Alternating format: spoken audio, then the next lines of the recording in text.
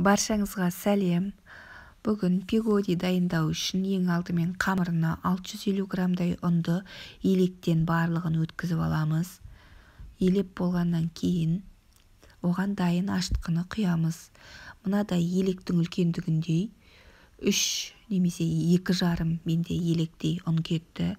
Және ортасына ашытқымызды құйып, бір ас қасықтай куркума құямыз, саламыз ішіне. Және жарты ас қасық тұз, бір ас қасықтай секер, жылы суымызды құйып, жақсылап араластырамыз.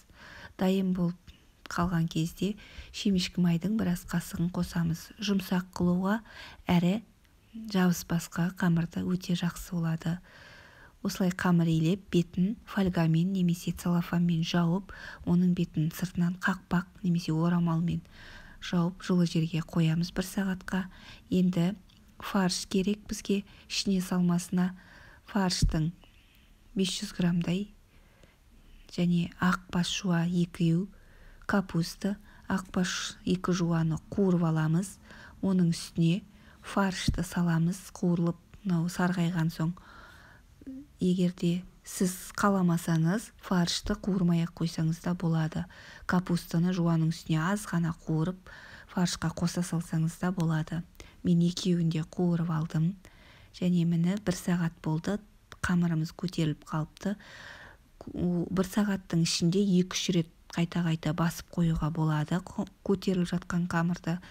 Оларды мені әбден көтерілгені көрініп тұр. Осындай 6 бөлікке, 2-ке бөліп алып, 6 бөлікке, ананы да 6 бөлікке бөлдік. Менде 7 бөлінді, біреуінен 8-15 пигодия шықты. Қамырымыздың бәрін теңге бөліп, бетін жауып қоямыз, жылы қылып. Осы кезде бір-бірлеп жасап жатқанда олар жылы жерде тұрады да көтеріле береді. Жақсы көтерілген сайын біздің пигодиямыз дәмді шығады. Міне етті мол қылып салып, бетіне кез келген узорлар жасап, мантоваркамызға әрбір кассетасына саламыз. Міне дайын. Өстіп буға қойып пісіреміз, 45 минуттай піседі.